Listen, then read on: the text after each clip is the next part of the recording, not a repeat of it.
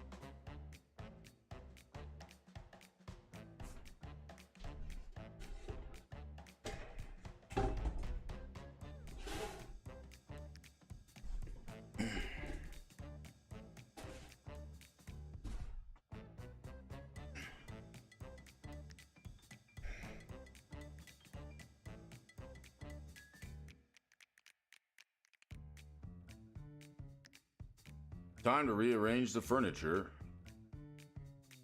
Have no fear, Brody's here. How you doing this morning, folks? We got an interesting show for you all today. Let's get ready to play. It's Monday. Oh joy. Haha. Oh boy, I got a busy Monday here today, folks. What do you guys got on the go? I know it's gonna be an interesting one. Saddle up. It's time to kick the dog and get after it. Thanks for joining, Astrid. Yes. Who else we got in the house? Tom Mitchell. Morning, Brody. Love the reserve lift binder stream. Thank you. Good morning, Gaming Bob. How you doing? Tom, you got to get going this morning. Are you on your way out the door? Let me know. Maybe we'll start you out the door with some movers and the shakers here this morning. I know you gots to go. You busy man, a working man, working hard for the working man, doing the best that he can. I know the feeling, Tom. Let's get into it. Let's do it. Oh, it's a good time.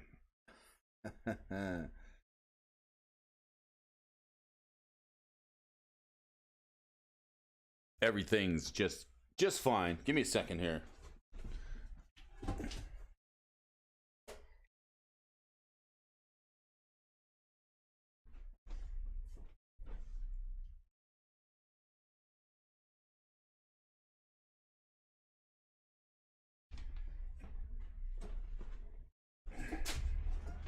Leaving for work to pay the bills. You gotta pay. I hate that. You know, somebody should have named me Bill. Bill Alfonso. All right, let's do it. Right? Good morning, folks in the wild wide world of Magic the Gathering. Have you heard the news? Brody Alfonso is talking morning Magic stocks each and every morning, and you can too. If you'd like to join us, you can join the fun, join the conversation. That's how it's done. We're going to be bringing you some interesting news articles today, starting off with a special thanks to MTG Gaming Bob, Mr. Astrid Media, and Tom Mitchell. Thanks for you folks for joining here. Without you, there is no show. So, without further ado, let's get into this here this morning. I know your time is valuable and we don't have time to waste. So we're going to start out just a little bit differently than we do here this morning. I know you folks have to get on the way. So let's hit up the movers and the shakers list here first thing this morning. Let's check it out. Did you hear the rumor about the butter? It's not going to spread well. Let me tell you that. All right, your movers and the shakers here this morning, Tom. Thanks for joining me here this morning. It's Monday. We're getting ready to kick the dog. Let's do it.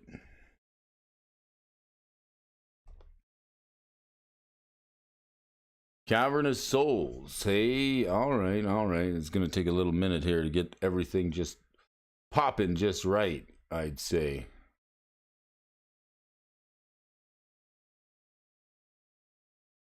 Ha! No problem. Tom's heading out to work to pay the bills. I know the feeling, Tom. What do we got on the top of the list here this morning? Cavern of Souls? Yeah, Cavern of Souls. That's a card, isn't it? It seems to be a decent one. All right, top of the list, a land. I can dig it.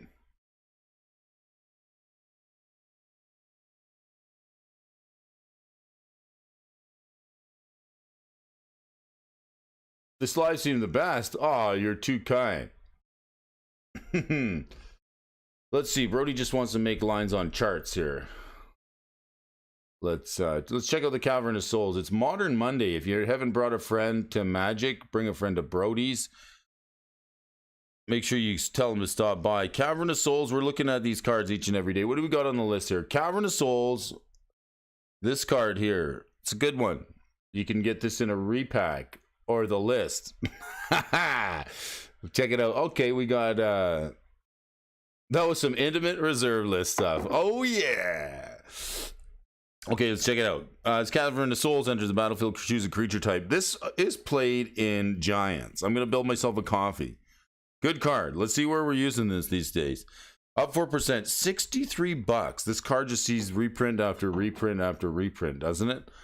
Add a mana of any color. When it enters the battlefield, choose a creature type, and you can spend the colored mana of any color to cast a creature spell of the chosen type, and that spell can't be countered. So it's good against the blue mages who like to hose us down in Hose Town. Look at the chart on this sucker. Doesn't look too bad.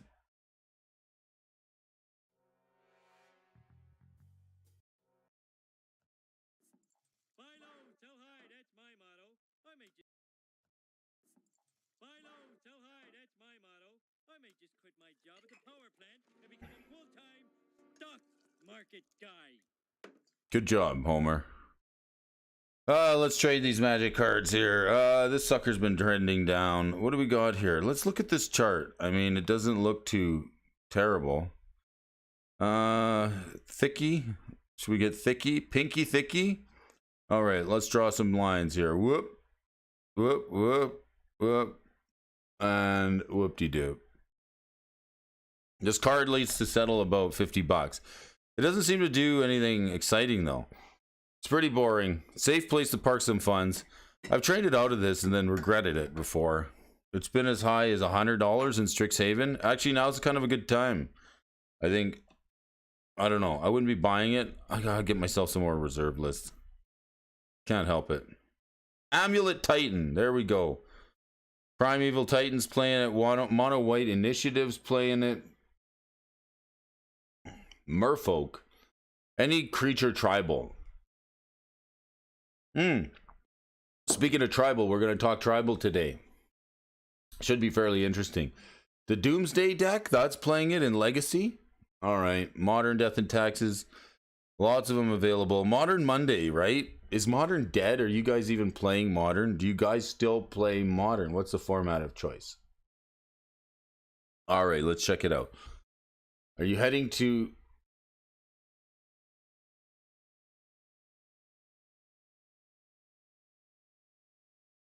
Which format do you play?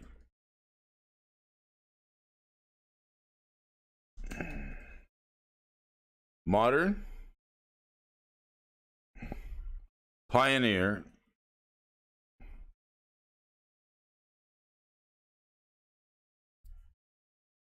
I guess you could go with Oathbreaker. Explorer. I don't know if anybody plays Explorer, but we're going to put it down. Anybody play Modern? Anybody heading to Modern Monday? Let me know. What are you playing? What deck do you run? Hammer Time's big right now. The Hammer, it's kind of hard to outclass the Hammer Time right now. It's pretty popular. Hammer Time. All right, let's check it out. Let's $49 Cavern of Souls. I mean, it's good to have one. You don't need see, the thing is, you don't even need a playset. Let's see where this goes. It's like something, if you get it, just hold on to it. Throw it in the bucket and forget about it. Let's see here. We got, where is it? Lands.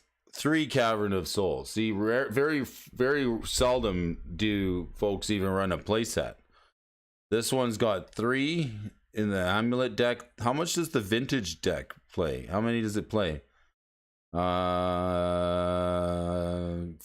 Okay, it plays a playset.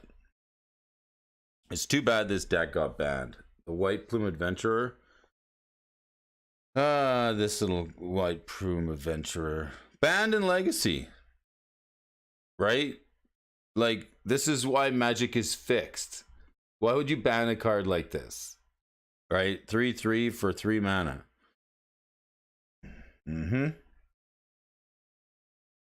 Because we need to make way for the Delver players. Can't be playing a white deck. All right, let's go. War Elemental. You know, I think I have this card. Let's check it out. Mirrodin, 12% pump up in price. Good morning, Benson. How you doing? Time Capsule. I'm retired. I don't see raids on there. Merfolk. Look at this card here. We got when War Elemental enters the battlefield, sacrifice unless an opponent was dealt damage this turn. It's 3 red for a 1/1. Like, this better have like Chain Whirler abilities on it, right? Second part of the card.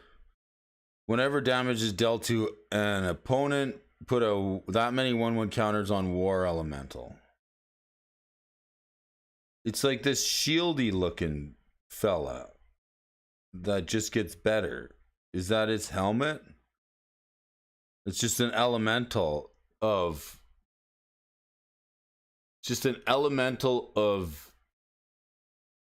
epic proportions. Who's playing this anyway?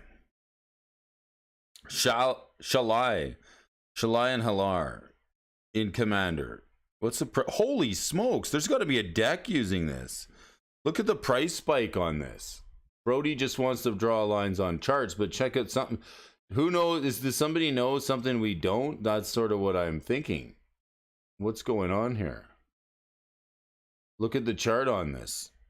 This thing's seen a huge price spike.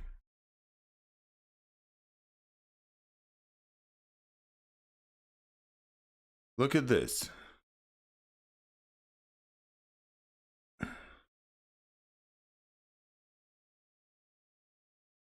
Look at the chart on this sucker. War Elemental. There's some news. There's got to be some news on this card. I want to know what's going on here. Look at this. You see this chart? War Elemental. We're going to have to go investigate. War Elemental. Somebody knows something we don't. Let's search it up. Is this in a deck somewhere? Search. Hazoret. Hasn't been played since Hazoret in 2022. Why is War Elemental spiking? Shalai and Halar due to Commander? This is an interesting one. Put this on your radar. $13. It's probably a lot cheaper at the vendor store. You have 5, 6, 2, 3, $10, 95 cents on TCG Player. Why is War Elemental going up so much in price? When it enters the battlefield, sack it unless an opponent was dealt damage. Whenever his opponent's dealt damage, it gets that many 1/1 counters. The counters. It's got to be the counters. The counters got to be good, right? That's what I'm thinking. Maybe it's the counters. All right, let's check it out. Anybody know? Why is the War Elemental so expensive?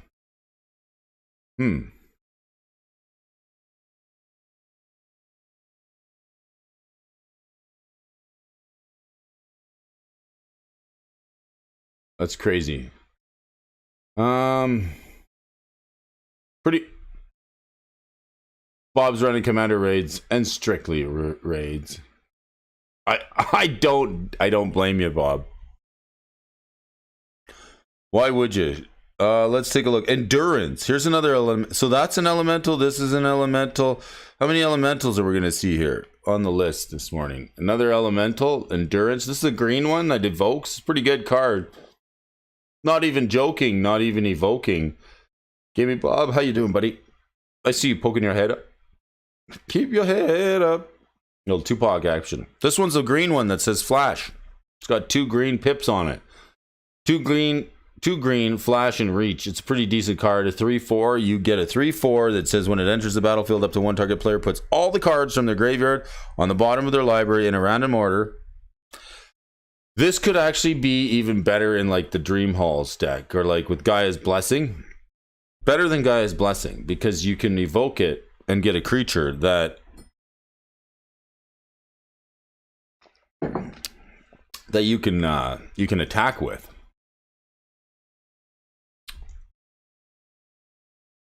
Deck's using this. This is sideboard tech. This is for sure sideboard tech. This is a card that people are. Elemental's going to be big here. Elemental, the elemental future. Look at the chart on this one. It looks similar to that of Cavern of Souls. Nothing super like. Nothing that really makes me go, oh, it's due for a spike. But that War Elemental kind of strange. Like, look at this chart. Where does it go from here? I don't know. I think it just sort of hangs out around the same level. It's not going to do much. I wouldn't be. I don't know. I'd be surprised if it did like War Elemental. All right. Deck's playing it. Whoosh.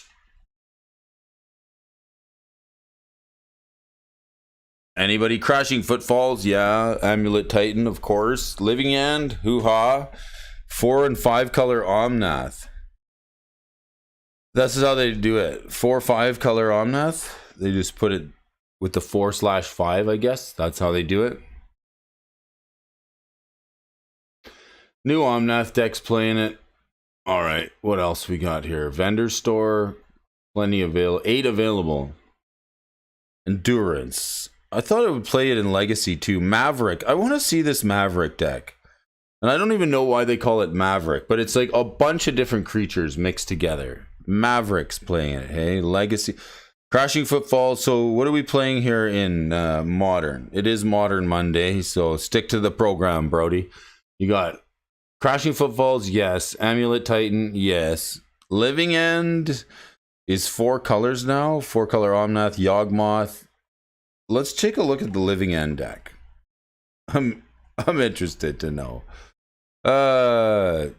This used to be a deck by Travis Wu, somebody who is no longer playing Magic. If you can believe it. Brazen Borer, Shardless Agent, Architects of Will. Bunch of stuff that cascades. The Architects of Will is neat. When it comes into play, look at the top 3 cards of target player's library, then put them back on any order, in any order. Cycling, a creature with cycling. So you can get the Architects of Will in the bin pretty easily. Like, this was a cool deck. You could cycle this Architect for 1 mana for a 3/3 in the bin, and then your Living End. Curator of Mysteries. All this stuff was cycling. So it's like the new cycling deck, right? Grief. Yeah. Subtlety. When it enters the battlefield, choose up to 1 target creature, spell, or planeswalker. Its owner puts it on the top of their library. Like the rotation that we're seeing now with the Modern Horizons 2. There's so many good Modern Horizons 2 cards here. And then the Stripe River Winder, of course, the 5/5 hexproof for 1. And then you just like cycle all this stuff into the graveyard so you can find your living end. And then you like try and hit that. The Shardless Agent, I think, can cascade into it. Yeah, so you just cast a Shardless Agent. If you can just cast this, you can essentially... so you pretty much cycle all your dudes into the bin. The Architects of Will, the Sphinx, any of these other guys with cycling on them, we don't care. The Striped River Winder, that goes to the bin. And then all you need to do is cast the Violent Outburst or the Shardless Agent and cascade into the living end. And then it's like everything from your deck that was in the bin flips into the battlefield, and then you get all these cool triggers because, you know, why not? Grief. Your opponent reveals their hand and discards cards. If you can flip that, if it's subtlety, you get to remove their stuff with all the ETBs. And this Waker of Waves, 7/7 Whale. The Whale. It's Brendan Fraser. The Whale. Creatures your opponents control get -1/0. Discard a card. Discard Waker of Waves. Look at the top 2 cards of your library. Put one of them into your hand and one onto the other into your graveyard. The Waker of Waves. So it's pretty much cycling. A little better than cycling from M21. Cool deck. Really cool deck. Hard to interact with because you're going to sit there and dirtle and just cycle cards, and your opponents aren't going to do much until you like cast Architects of Will. Even if they counter it, it don't matter. Even if they counter the Architects of Will, you still get the cascade trigger. Yo, Angler Collections, how you doing, my brother? Nice to see you. How you doing? It's Monday. We're doing a little Modern Monday stuff. And Johan, how you doing? Johan Matuzzi coming all the way from Sweden. Thanks for stopping in and saying, hey, how you doing this morning? I am just checking out the movers and the shakers list here. It's good times. It's not a bad time. I know Tom Mitchell's on his way to work, so we started off the Monday stream a little bit different, if you know what I mean. All right, we got the Psych Rift also pulling up on the charts here, 4th from the top and Modern. Psych Rift is a card everybody loves to hate. It's like when you first discovered it, it was like, yay, this card's pretty good, especially in Commander. 1 blue and 1, you get to return target non-land permanent you don't control to its owner's hand. And then if you kick it, if you can kick it, you can kick it. You get to return everything but the stuff you own. So it just gets kind of out of control here. Psych Rift, reprint equity. I've sort of got a couple of these. I'm keeping one or for Commander. I don't know. It's a card that like maybe I should like start being a little more creative and stop putting Psych Rift as a one of in the blue decks, because that's like degeneracy. But it's a really good card. It can sort of reset the board. It's a pretty important. Overload. Yes, 7 mana. You not kicker, overload. Let's check out the chart on the Psych Rift. Psych Rift is always worth a few bucks, isn't it? It's something that, I mean, if you've been in the game for a long time, you probably have a Psych Rift, but look at the trajectory on this sucker. Like, it seems fine. Let's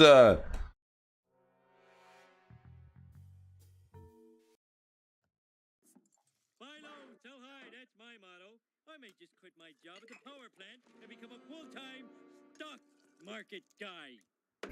Right? Like if you're a Commander player that's been in the game for a while, you probably have this already, guaranteed. And like look at the chart on it, it just like boop boop boop. It's just like a steady uptick, right? And then as soon as it hits about the 30-40 buck mark, Wizards is probably going to reprint it. They do over and over again. So where are we? We're approaching that again, but it did see a pretty decent reprint in Double Masters. not too long ago. Topped out in Ikoria. You know, it's a card I could see getting banned, but I don't know if they'll ever do it. Sort of trading inside this channel here, steadily on an upward trajectory. If times get bad enough for the old fuddy-duddies over at Wizards of the Coast in game design, they just, you know, throw Cycrift in there for a reprint. Give it a reprint. All right, decks using it attracts commander decks, mostly commander decks. The Dragon attracts a Praetor's Voice. Omnath, Locus of All, Sidbar, Jabari, and Jody the Unifier, Razimi and Ragavan. Very interesting. You have a little sip of coffee. We look at Cycrift. Angered. Do you got anything? Do you got any Cycrifts for sale over at your TCG Player account? Always got to have one of those in the case if you're a seller. I don't sell cards, so some folks were asking me yesterday, do you sell cards, Zerodi? I'm like, no, I don't sell cards. I wouldn't know how to do it. What else we got? Force of Negation. Here's a decent card. Johan, take care, guys. Got to keep on working. Nice to see you, buddy. Oh, shiz. Dual Brains in the house. Good morning, Shizen. How you doing, buddy? We're checking out the modern list here. It's Monday. We got the Force of Negation. Of course. This card here. This is the free counterspell. Free counterspells. This card made all the waves. People are like, it's better than Force of Will. But like this card can derp you. If you're new to Magic, if you haven't played for a while, if you've played with Force of Will, you want to think this thing is as good, but it's just not as good. It's only free. It's good in a couple of cases. I'll tell you how it's better than Force of Will. It's better than Force of Will because it exiles the card, which is great. It can't get it back.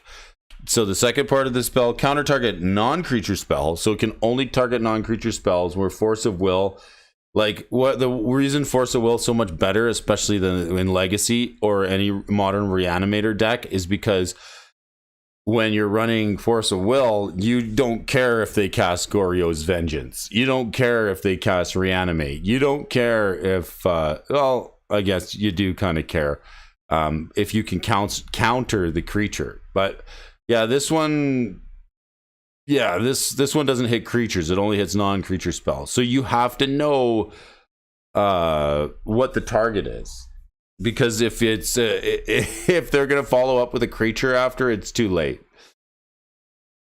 Or if it's not your turn, you can exile a blue card and you don't have to pay its mana cost. Another modern, surprisingly enough, another Modern Horizons card that's like really freaking good. Like the Modern Horizons cards they pumped out in the last little bit really have warped the landscape here. What are you guys playing? 60% modern. All right. Let's look at the chart on this. I wouldn't be surprised to see if it was like higher. Yeah, it was $100.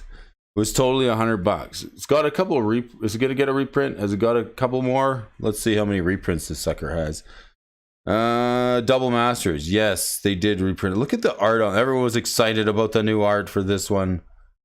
All right, the Modern Horizons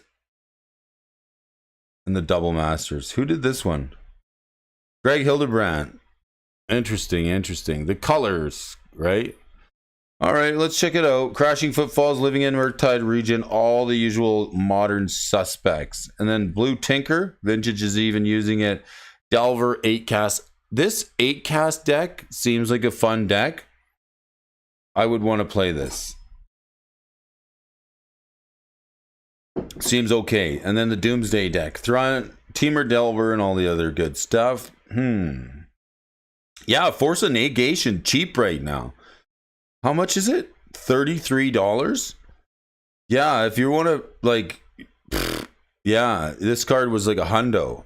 This card was $100. So, pretty cheap right now if you want to pick up a copy. How much is the cheapest version?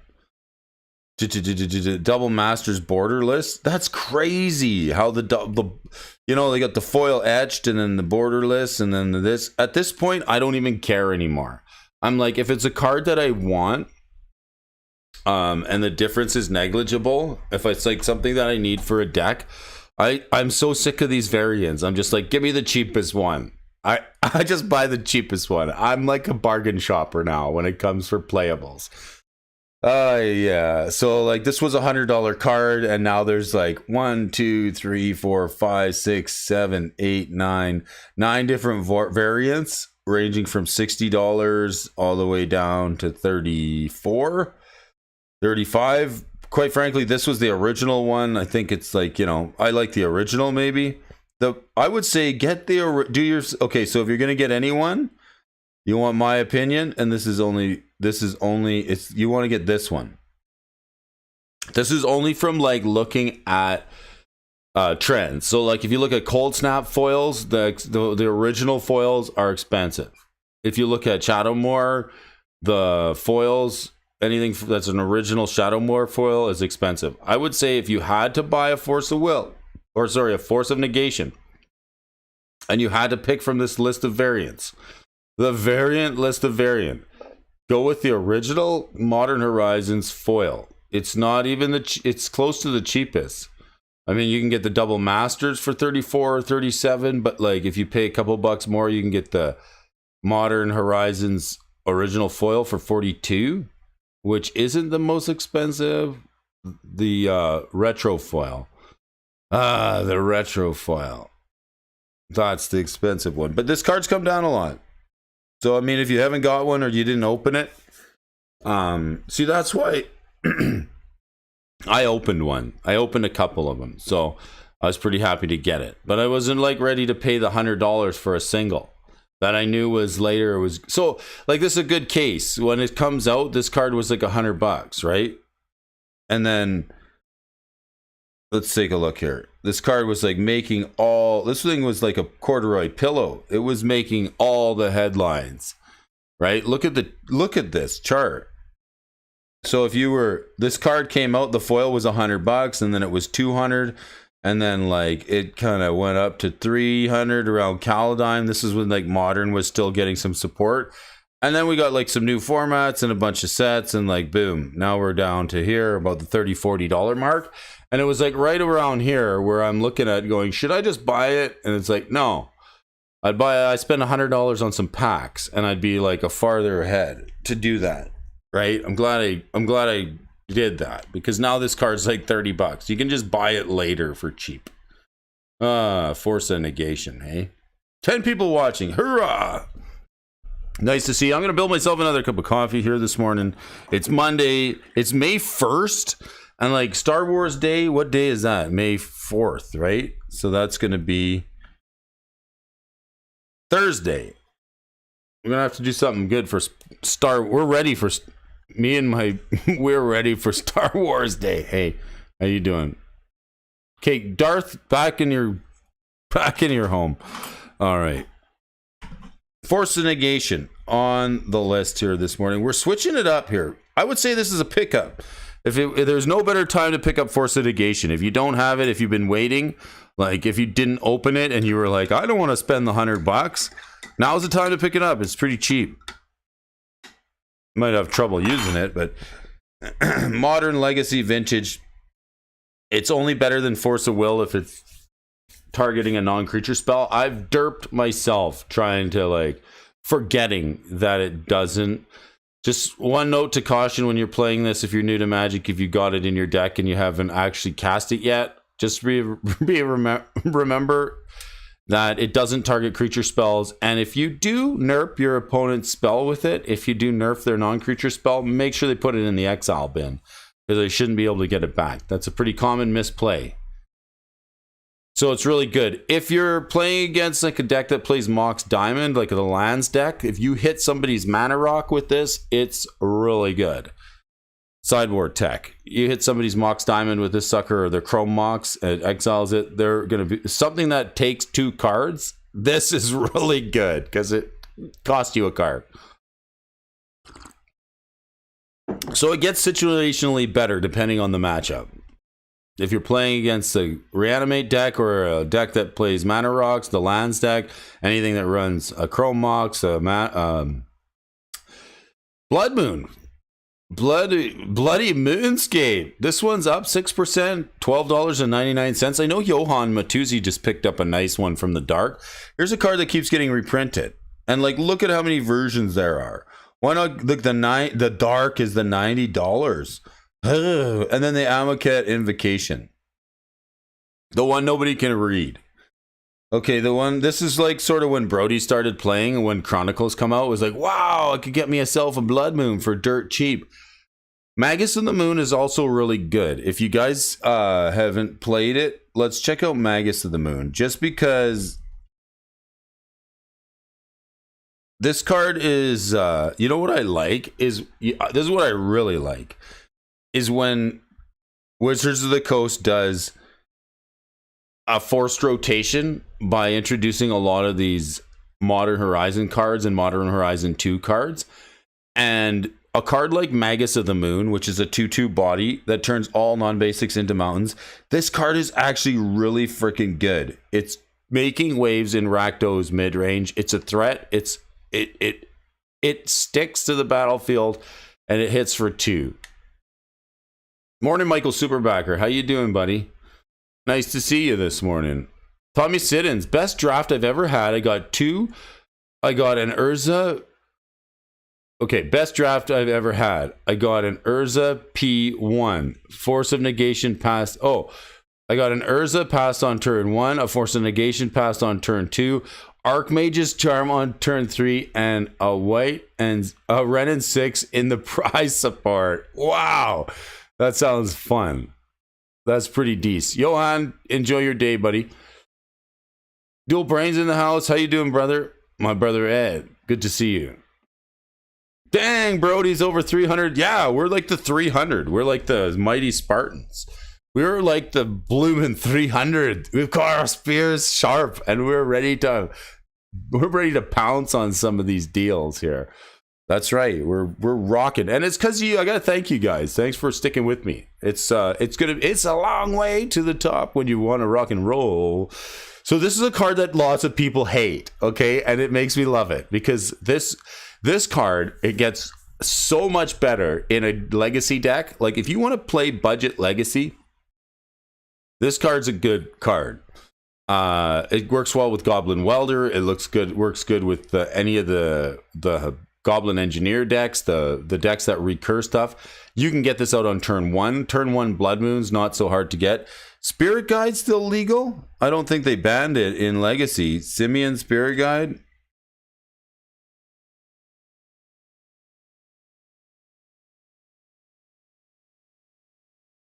Yeah, see the monkey. So you like Spirit Guide, Soul Ring, or Soul Land, like Spirit Guide, Cavern of Souls, Magus of the Moon. Have a good day. And like that, you would be surprised how many times that wrecks. Millmaster. Good morning, Millmaster, Master of the Mill. How are you doing this morning? I'm glad you joined us. Thanks for joining the channel and the conversation. First time commenter, long time listener. Thanks for joining. I really appreciate it. Anybody who's watching, give the Millmaster a warm welcome. Welcome the Millmaster to the channel. Let's tell me a little bit about you running a mill deck. Are you running something in Commander? Interesting to get to know a little bit about the viewers. Do you play Commander? Are you modern guy? Today's Modern Monday, so like we just have like a poll up for the competitive sports. You know, we got the modern Pioneer and some of the Oathbreaker and Explorer formats up. But what's your mojo there, Millmaster? Like to thank you for joining the stream here this morning, and make sure you folks say hey to the Master of the Mill.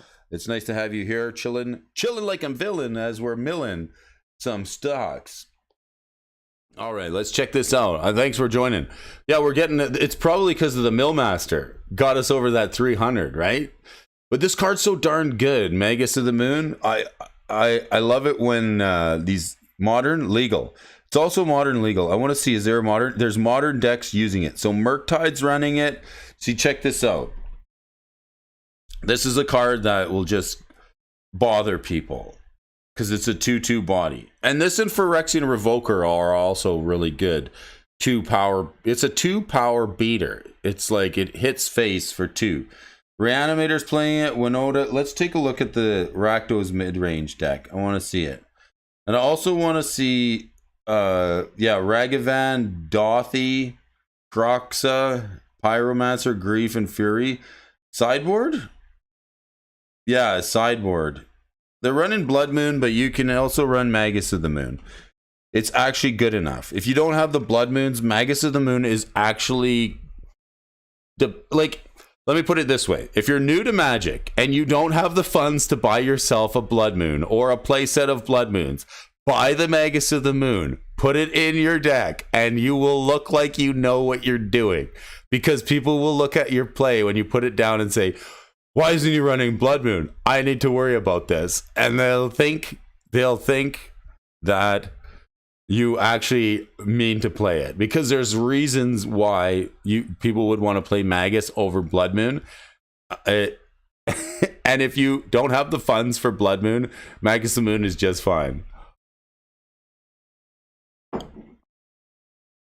So Blood Moon here, it's because it'll cost you a little bit more. $12 for the Blood Moon? I guess not.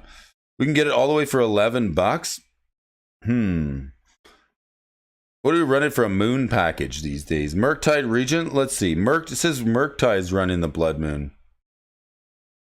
2 Blood Moons for the Murktide Regent. Main deck. This this is dirty pool, but it's fine, right? People are running it. Exclusively Vintage Cube and Legacy. All right, my kind of Magic player. All right, best morning Magic show ever. Oh, thanks, Prime. Love you. Best patrons ever. Freetrons and everybody. Let's see here. Mill Master says, I play almost exclusively Vintage Cube and Legacy right now. I'm trying to limit paying Wizards too much. Totally. I'm totally in the same boat. Like, I've had to restructure my this is what Wizards has done, right? Used to go and pick up a box of every new set, and now I'm like, you know what? The best I'm gonna do is like a pre-release kit of a new set, 2 pre-release kits, because like I used to okay, 100 new set, $100, buy a box, take a crack it, have some fun with some friends, do a draft. But now it sucks because like you can't just go buy a box and draft, because you're like, if we buy draft boosters, we're not gonna get the good stuff. We're not going to get any expensive cards. You can only get those in set boosters. Certain variants aren't available in draft boosters. So, like, the player experience has been stripped from the game. And, like, it's something they're doing wrong, if you ask me. Because now I'm like, okay, well, I'll just buy a pre-release kit. I also like old school. If you're an old school player there, Mr. Millmaster, Gaming Bob, Commander Raids is realistically a budget format. Yes. The bomb cards in Commander Raids are really inexpensive. See, people are starting to get a little bit more ingenuitive, right? Coming up with other formats like sealed form. And Richard Garfield, Gaming Bob, do you remember when we were at Magic 30 and Richard Garfield had the guest panel and he was up there talking and people were asking him it was the live Q&A, and there was one point where Richard Garfield said, Magic could be a closed game where we don't require any new cards, something to that effect. And like it kind of fell on deaf ears in the audience because people were like, no, keep making cards, but he did suggest that like if you want, players can just make it a closed game and just not buy into new stuff. Prime says he's not buying new stuff either. I'm going back in time, right? But this Blood Moon is $11. I was surprised to see the one from the dark, $90. It's probably one of the more expensive cards in the dark. This thing keeps getting reprinted over and over again. Murktide Regent, I don't know what kind of degeneracy is playing. I don't know what kind of degeneracy is playing Blood Moon in the main deck, but you know what? I haven't done that since Legacy Painter, and it feels pretty good. Unless you can turn 1 it, I don't know. Brazen Borrower, Shardless Agent. Like that's how Magic is getting now, where turn 1 Blood Moon is now a thing. Crashing Footfalls. I thought the Rhinos played it, but alas, it's not in there. So let's see here. The Blood Moon. I want to look at the one from the dark, because that's the expensive one, right? This is the one, like, I think this is the best one. Look at the art on it. It's pretty great. Kind of a stable card. Strixhaven, it's seen a poke up to 200, but that's like when there was some dark buyouts, right? You guys remember the dark buyouts? Eater of the Dead. That was a card that was bought out from the dark. Gateway to Phyrexia and a few other cards from the dark. This is essentially where that happened. What else we got on the movers and the shakers list? Bitter Blossom. Here's another card like that. Fairy Rogues. The Fairy Rogu card. Bitter Blossom. Not a bad card. Let's check this out. At the beginning of your upkeep, lose a life and create a 1/1 black Fairy Rogue creature with flying. Let's take a look. I'm going to scroll back. This is the Modern Masters 2015. Is that the oldest one? I think it is. So it was in, yeah, Morningtide. That's Morningtide foil. That's the most expensive one. So when, like, I was at, when people were like, which Force of Negation would you get? Get the original foil, because, like, here's another case. The most expensive version of the Bitter Blossom, the original Morningtide foil. Here's a really expensive card, $155. Now let's pull the chart back. Let's take a look, because I want to look at what that Morningtide one has been doing. Let's look at the most expensive one, the Morningtide foil. How high was this? Because this was like, okay, so if you want to know how people were playing this, Bitter Blossom, they play it with Ensnaring Bridge.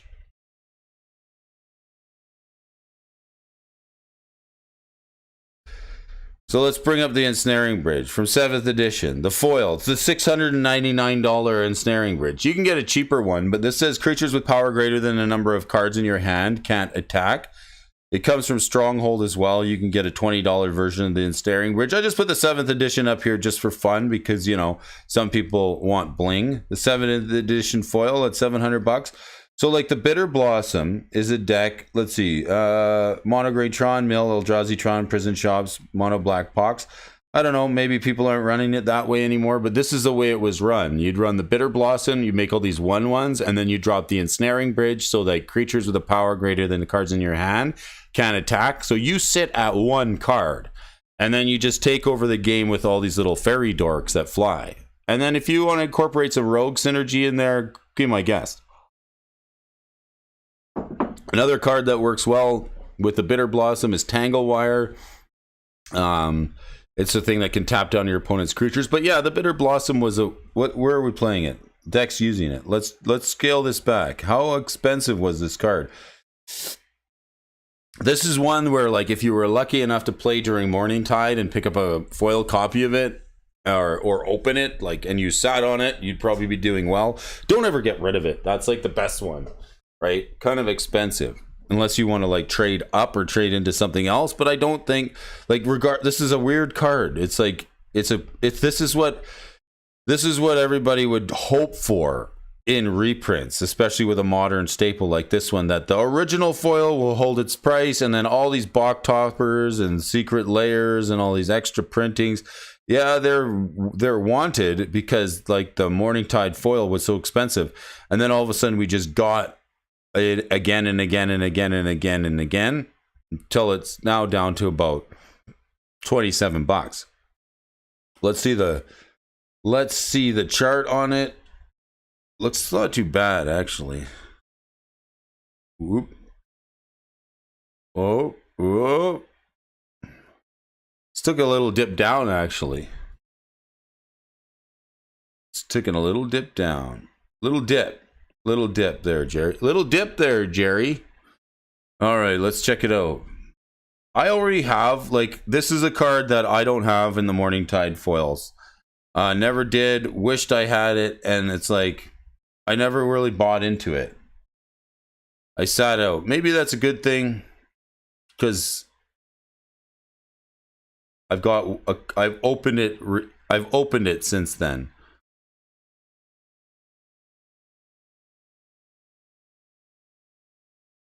This is why I'm like so perplexed about trading in my playset of Cold Snap Counterbalance, because the Cold Snap Counterbalance kind of falls into the same. The foil Cold Snap Counterbalance kind of falls into the same lump as this guy here, because like the Morning Tide foil is the expensive one, and I like the Counterbalance is the original foil too, and it's the expensive one, and it's been reprinted. So I'm like hesitant to let it go. But there's some new stuff that I need to get for the reserve list collection, like a Guardian Beast and a Bazaar, and I'm like really tempted to trade in the old school like Counterbalance foil. If I had the Morning Tide foil, I'd be tempted to put it on the chopping block. Who's playing this and where? All Commander decks. Nobody playing it in Modern anymore. The funny thing is, this was a great draft card. I enjoyed it. If you were drafting Double Masters, it was really fun. Alayla, the Artful Provocateur, $750. Simone and Dina.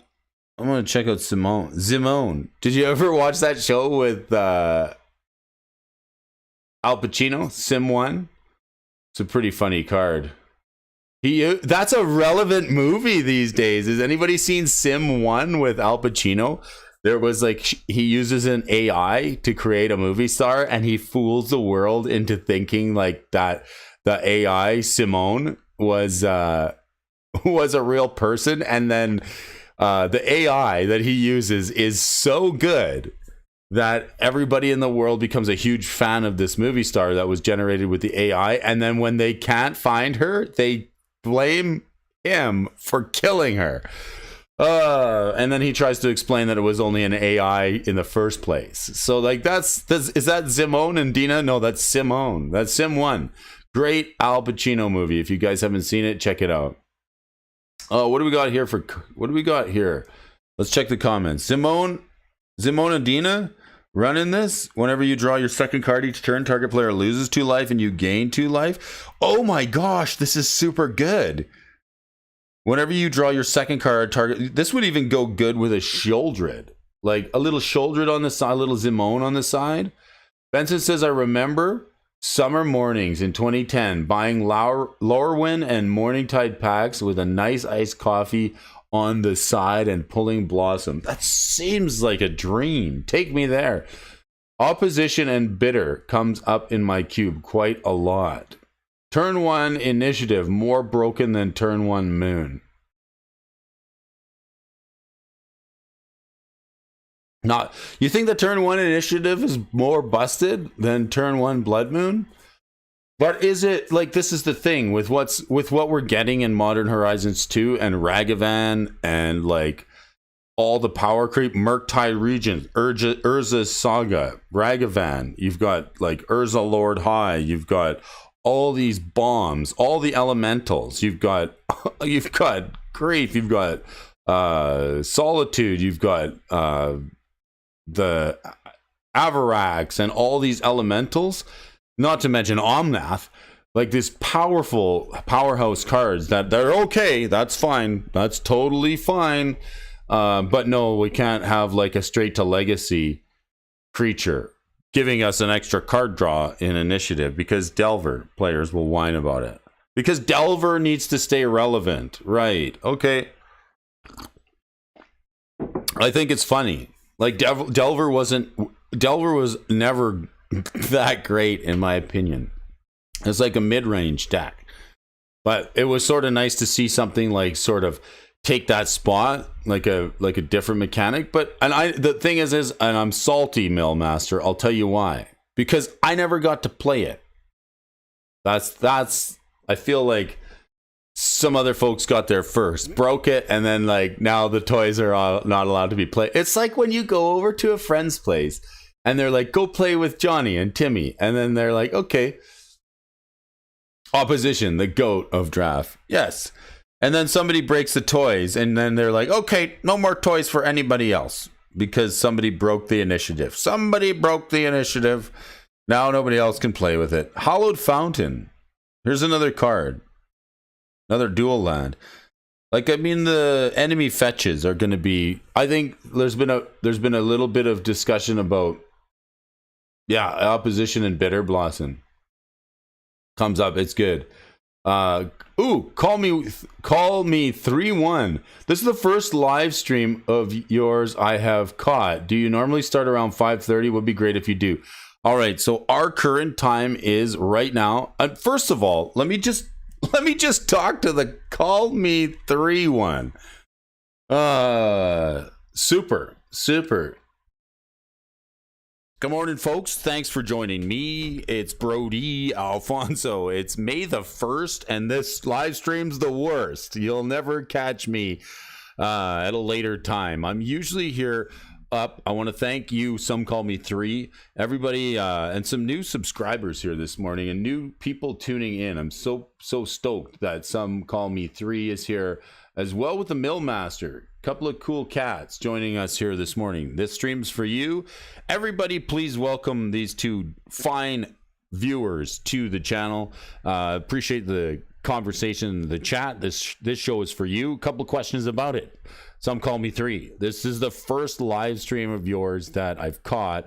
Do you normally start at 5:30? Yeah, it says 5 a.m. on the bottom, but that's if everything goes perfect and there's no problems with the stream.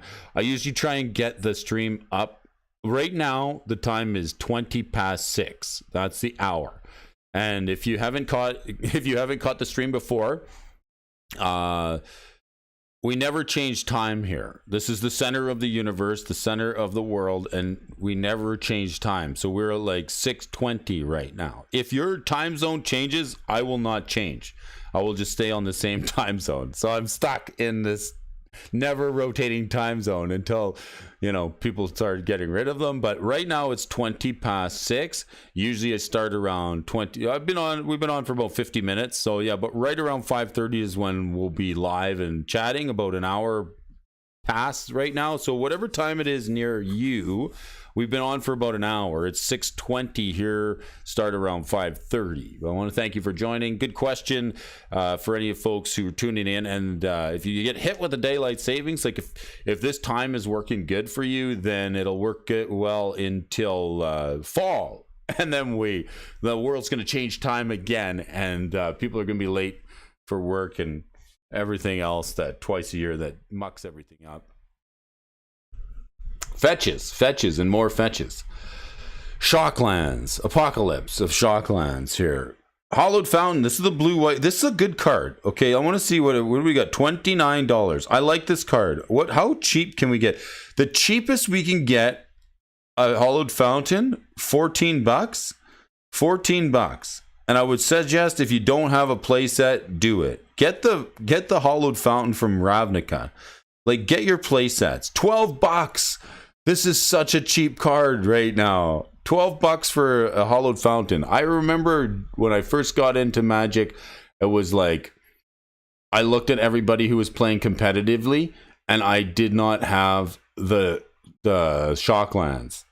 I couldn't actually compete because my lands sucked. And then when they started with the Gil stuff, yeah, this is why they don't unban Mind Twist. Yeah. When I started back in Magic and was trying to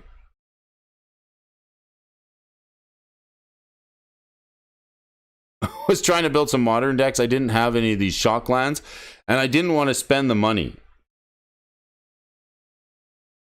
I was there were $50 or $60. How much has this one been? What's the most expensive this one's been? Infinity Secret there. Let's go to the original, the return, because it's the return to the okay, Zendikar. I guess it was in a Zendikar. So I was I'm into Magic, and I'm you tell me I need a play set of lands that cost $140 friggin' dollars. Morning, DJ Longhair. Nice to see you here this morning. We got all the folks in the show just dropping in to say hey. Thanks for leaving that like, and I appreciate you all, Mr. DJ, getting me on the round table. So yeah, the first time I saw this, it was I need to get a play. If I want to play modern, I need to get a color pairing. I need to get my lands for $140. So then you could get the Dissension version. Let's see what the one from Dissension was. What's the chart look like on the one from Dissension? Because it's going to look expensive. Holy smokes. Let's look at this. Oh, this is a beauty. This is a beauty of a chart here. All right, we got, this is the Dissension. This is the Dissension, Hollowed Fountain. And why do I get so excited about this? Because, like, when I first got my dual lands, I was playing Azorius. So I was playing this, I was playing Turbo Fog in Modern. Really fun. Yeah, like, we're running Howling Mines, Sphinx's Tutelage, so I can draw, we all draw extra cards, and then whenever I draw cards, you mill. And then running like Holy Day, Intruder Alarm, and any of the white fog effects that that cause your opponent to just negate the battle step. So they try and attack you, and you just like draw more cards, fog more times. So this card was really important to me to get. Now look at this Hollowed Fountain. It actually was down at one point as low as $14, and the one from Dissension is now 30, but the one from Dissension was 14. So like, this is like a sweet card. Now it's trending down in price. Let's go back and take a look at the cheapest one, the Ravnica Allegiance, $12. I know it's a blue land, it's a blue dual land, it's good. So if you ever think, see, this is the thing about Azorius, like the white blue, you might not be, you're like, I'm not a blue player, but if you ever find yourself like, maybe you're going to end up splashing black and playing something like Sidar Jabari, you're going to want this card in Commander, right? Esper. So if you're like, all right, if you ever end up playing, you know, splashing some Esper in there, then you're going to be one in this Hollowed Fountain. $12, pretty cheap. I was pretty pumped when Ravnica Allegiance was printed and all these got a printing, so I picked up playsets. I cracked packs until I got the playsets of everything, and then I was like, all right, I'm out. That's good enough for me. Hollowed Fountain on the movers and the shakers list. Let's see what decks are running it. Hammer Time, of course. Azorius Control. This is all the usual suspects right now. This is like the reason for the treason of the Azorius. Reason for treason. Hammer Time running it. Azorius Control, Atraxas, Predator's Voice. This Hammer Time deck, like, it's really friggin' good. Let's take a look at the metagame. Modern. So head on over to top 8. Aggro, Modern. Was there a tournament on the weekend? No.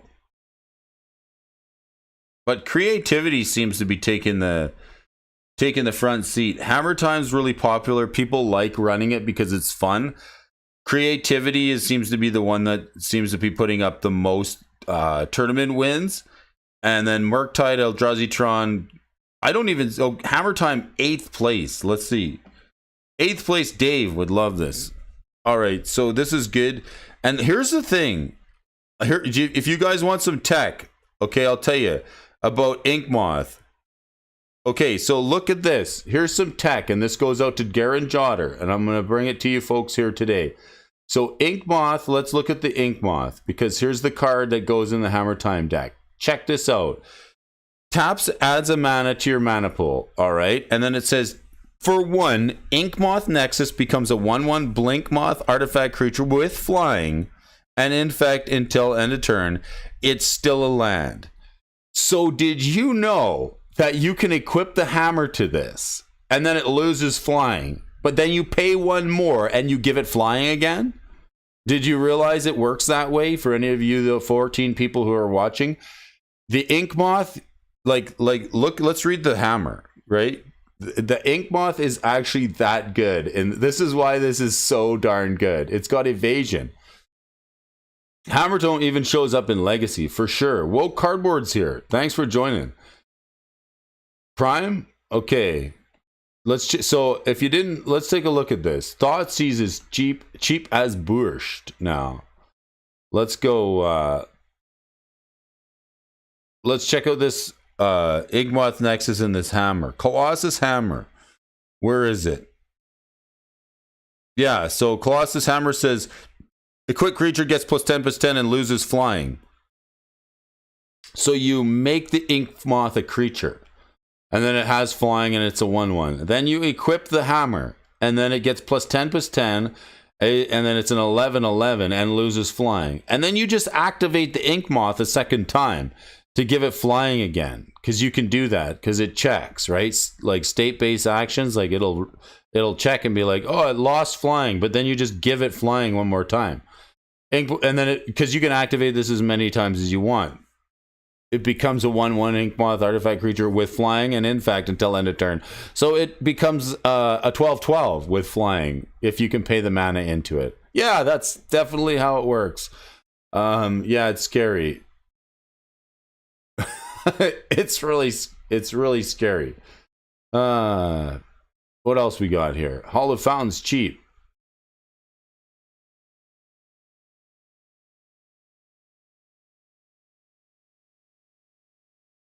Layers are a Magic rules nightmare, right?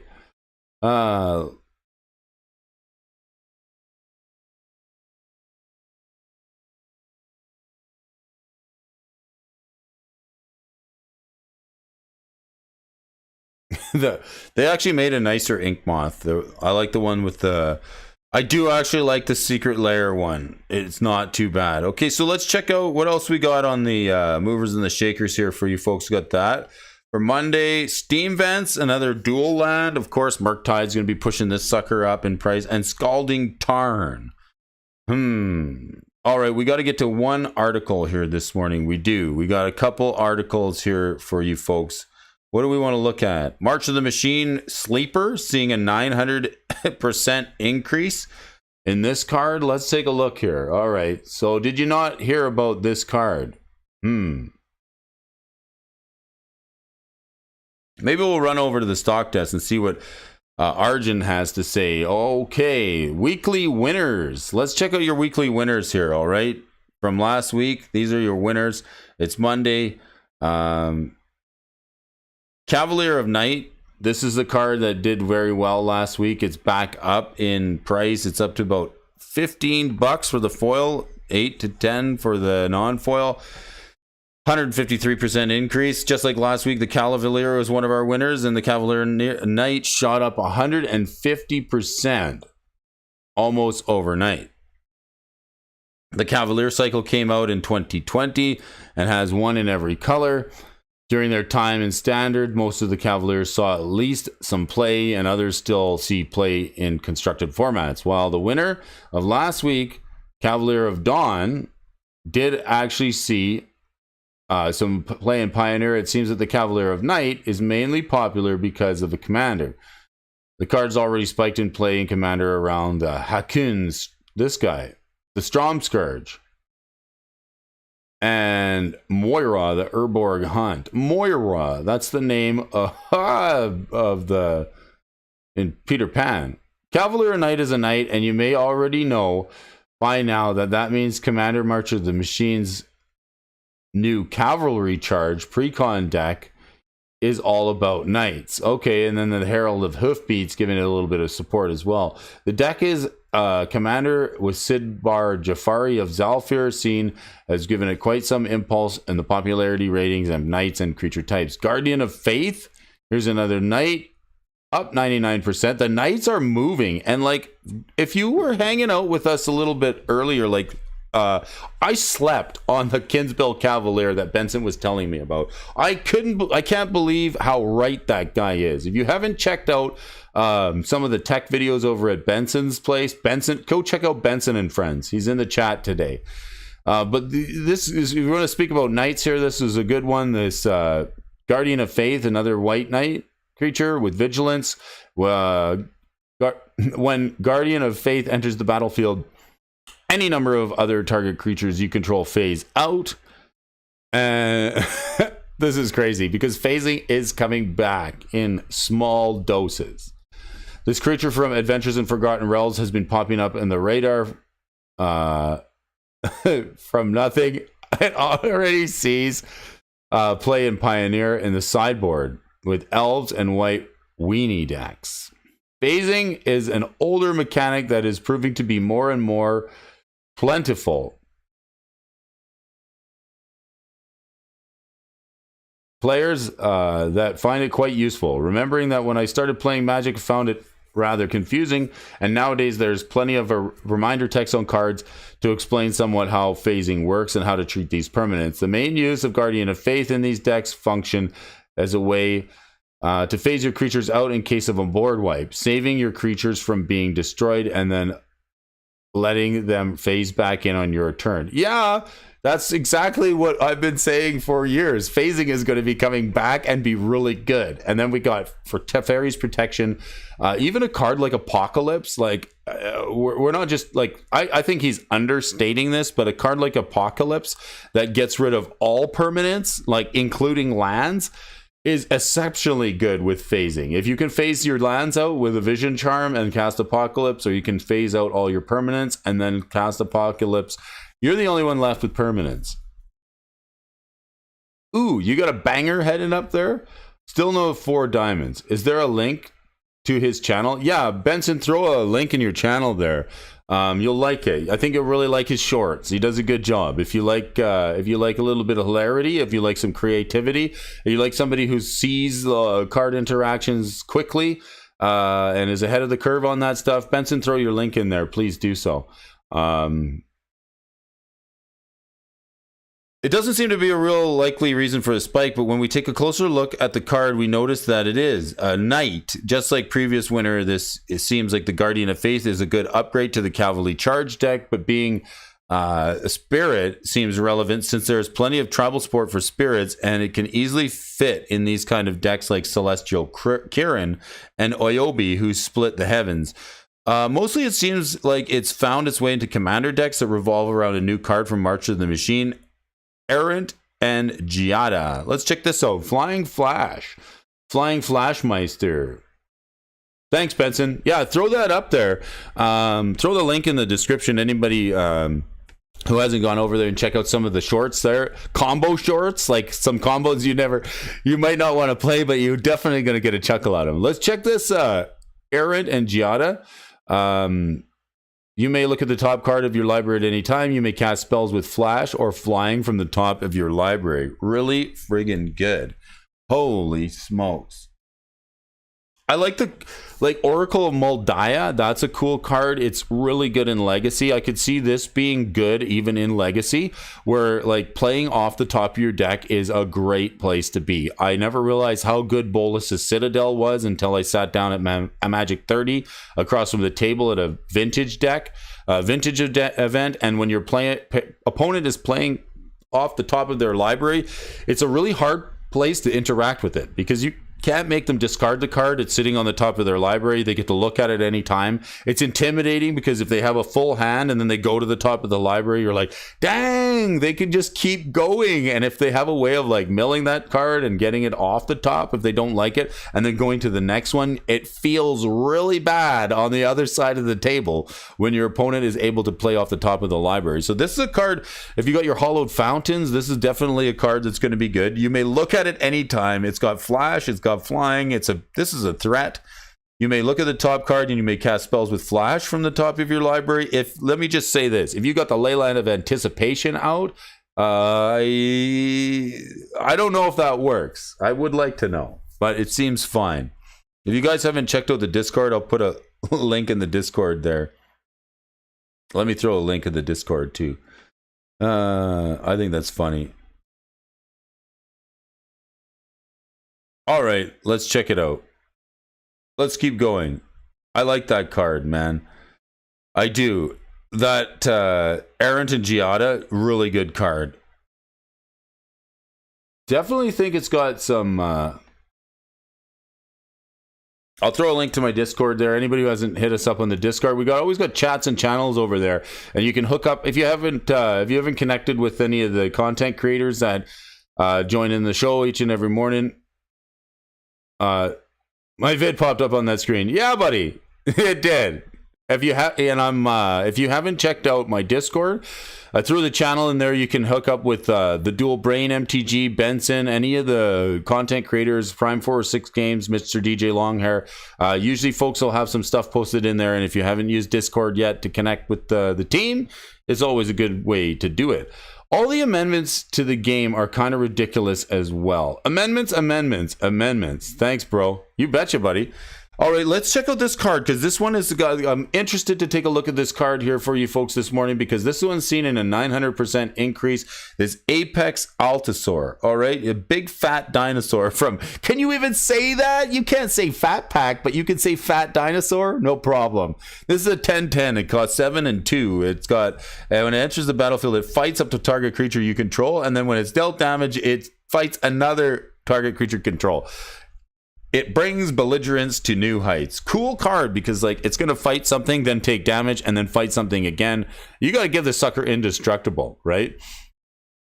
Love it. Shameless plug. Do it. Do the shameless plug thing, DJ. I love it.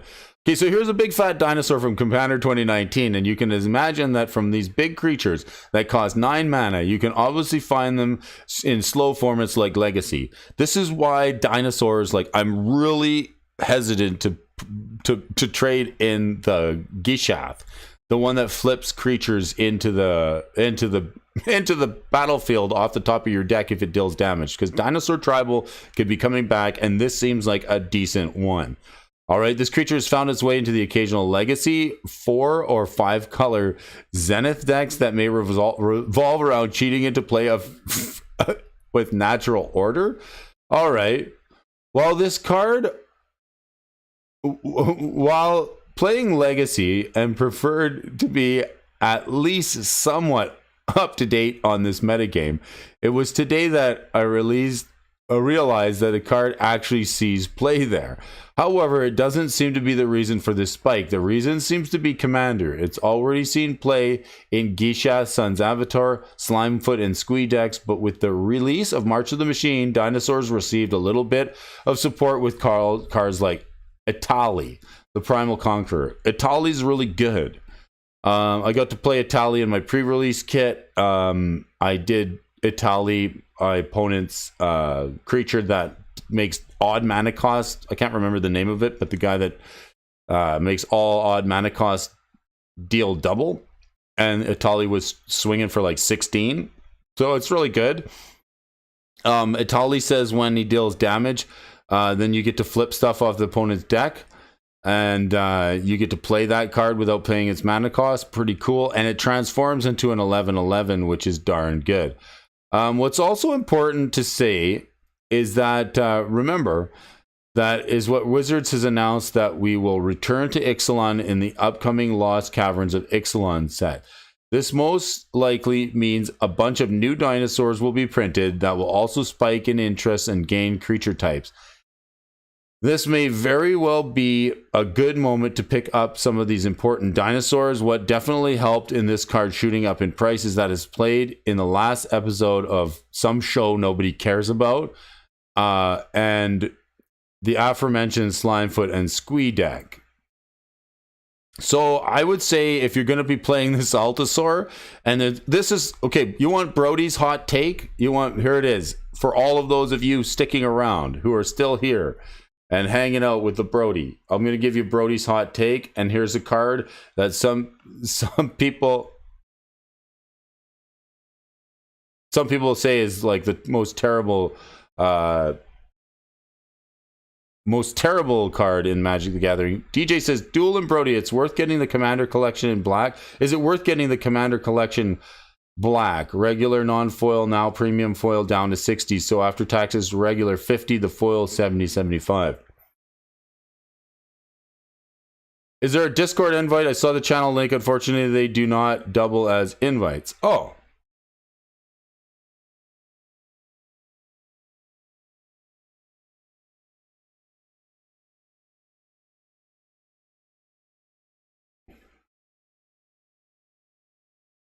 Broom them and move on. All right. Sorry about that. I'm going to have to send you an invite. Do you have a Discord handle? I can send you an invite. Or you can, I think mine is like, shoot me a request. All right, let's, I'll show you the card that I would say, with the printing of new dinosaurs. I'm going to say, and some people say this card sucks, but they don't know what they're talking about. This card right here, Sorrow's Path. It's on the reserve list, okay? This card was the worst card in Magic the Gathering. It was rated the worst card in the game back in the day, and it's still, people call me 3. I do. Waffle Waffy. I'll have to hit you up. Waffle Waif 9993. All right. Got it. So this is the card that some people say is like the worst card in the game, okay? But imagine like we go back to Ixalan and then just ask the sub to this is mine at Brody when you join. Just ask that you sub to the YouTube channel. Yeah, I mean, you can find me on DJ Longhairs. I'll also send you a request here. I'll send you an invite as soon as the show's over, for sure. But check out this card. Tap to exchange 2 of opponent's blocking creatures. This exchange may not cause an illegal block. So not only do you get to reorder blockers with this card, it has a second part of it that says it deals 2 damage to you and each creature you control whenever it's tapped. So if you're playing with this with a Yawgmoth, Tune of Urborg, or if you're playing it with the Yavimaya, the one that makes everything a forest, and you can make this tap for mana, whenever it becomes tapped, it deals 2 damage to each creature you and each creature you control. So if you have a lot of enraged dinosaurs and you want to trigger them all, then you can just hit this up, drop it down, tap it for mana, do 2 to all your dinosaurs, get your enraged trigger, broom them and move on, right? All right. So the Apex Allosaur is another card that seems to be picking up steam, and for some reason, people want to play it. A couple of cards that are definitely moving up in price. And then there's one more news article that I wanted to bring to you. This is popular Wizards of the Coast raids YouTuber's house to take back Magic the Gathering cards. I know you folks have already heard about this, and if you haven't seen the lawsuit that's going on right now, there's a big major Magic the Gathering lawsuit. There's another video about that. If you guys want to get a little bit of a laugh, please check it out in the videos function. But the one I want to look at is this one, because this is a friggin' pretty interesting article. Magic the Gathering is too reluctant to kill its villains, and it's getting stale. All right. One last article for you folks to read today. I thought this was an interesting one. And if you know what I'm talking about, it seems like every single time there's like a new set that comes out, there's like a big hype, and then the players are like, Magic keeps using soft removal on its biggest villains, sealing them away instead of killing them. It's predictable and lowers the stakes every time. Magic the Gathering just isn't just a card game anymore. It's an expansive lore dating all the way back to 1993, and some players care a great deal about the storylines depicted on their favorite cards. Shout out to the Magic historian, the guy who follows all the lore, right? And that's where I usually go to like catch up on some hidden intricacies that I don't really, because I don't read the book so much. I read the stories when they come out, but over the last few years, Magic the Gathering writers have picked up a few bad habits that many fans don't like, including an excessive use of plot armor. Now, it's a given that the best heroes in the franchise are unlikely to die, but the Planeswalker storylines from War of the Spark and March of the Machines took that too far. Nowadays, even Magic's villains have plot armor. Many minor villains sometimes get killed off, but fans online have noticed that all the biggest antagonists from the last decade of Magic storyline were sealed away instead of being killed off entirely. It's fine to do this every now and again, but it lowers the stakes and kills the tension when it happens so frequently. MTG villains that have plot armor that rivals the Magic Marvel Comics universe, I guess. Here we go. The fate of the big 3 villains in Magic the Gathering. Imprisoned in the Moon, we've got That's Emrakul, right? Only one vault was great enough to hold Emrakul, and then Prison Realm. This is the one that took out Bolus. After millennia to craft victory, Bolus had eternity to contemplate defeat. And Seal from Existence. This is when a Seal of Existence enters the battlefield, exiled non-land permanent. So War of the Spark and March of the Machines made it abundantly clear how much plot armor Magic the Gathering main characters have. These stories ended in fake outs and only killed a few relatively minor characters like Dak Faden and Gideon Jura. The heroes were left standing, and so were the villains. The last three great multiverse wars ended in the heroes not destroying, but sealing away their greatest threats. And there's a trio of enchantment cards to prove it. Imprisoned in the Moon, Prison Realm, Seal from Existence, all depicted as the game's best villains suffering bloodless defeats, simply put on timeout rather than kill. Go face the corner. I put Emrakul in the corner, face the window. Don't turn around until we release you in another set. Face the wall. Brody says Emrakul, Bolus, you guys face the window. Face the corner, put your caps on. It's clearly only a temporary solution, even if the lore frames it as these permanent victories. Magic players, even compared to the Marvel Cinematic Universe, where franchises and their characters regularly become too popular for their own good. Heroes and villains alike in the MCU, just like MTG, are too popular to kill off as they help sell movie tickets and cars. Instead, creators like to give the hero a near impenetrable plot armor and have them defeating or imprisoning their villains time and time again. It's predictable and fans are losing interest. Poor writing sabotaged the stakes and tensions of storylines like March of the Machine, War of the Spark, and even Shadows over Innistrad 2-set block, setting up the villains to return again. That's exactly how the MCU brings back characters like Loki without ever wrapping up storylines for good. It's pivotal when Thanos killed Loki in the Infinity War, but a convenient scene in the Endgame that brings Loki back, paving the way for Loki TV show. Now the likes of Nicol Bolas and Emrakul are poised to return just as Loki did, and the entire plane of New Phyrexia may follow suit. Magic's multiverse is now totally interconnected. After all, so these supervillains may have the means to escape. It's time for Magic the Gathering to get a Star Wars crossover? What? Well, if we bring you that today, what are we possibly going to talk about tomorrow? I want to thank each and every one of you folks for joining. New subscribers, a warm welcome to the channel. Thanks for joining. Millmaster, appreciate you for joining the team here this morning. It's great to have some more folks to chat with, some woke cardboard to discuss. Some call me 3-1. It's great to be here. Thanks again for tuning in. Today is May 1st. It's the 1st of May. Star Wars Day is coming up sooner than you think on Thursday. May the force be with you, and I hope you have a good one. Look after one another. The cops are at the door. We're making too much noise here this morning, so they're going to shut us down. Wherever you may be, wherever you got Brody chasing behind the back of the car, wherever you are, I want to thank you. If you don't like tracking the prices of Magic cards each and every day, let me do it for you. I'm doing it here on the morning show, Monday through Friday, talking to you folks about MTG. Be safe out there. Talk to you all over again soon. Have a nice one.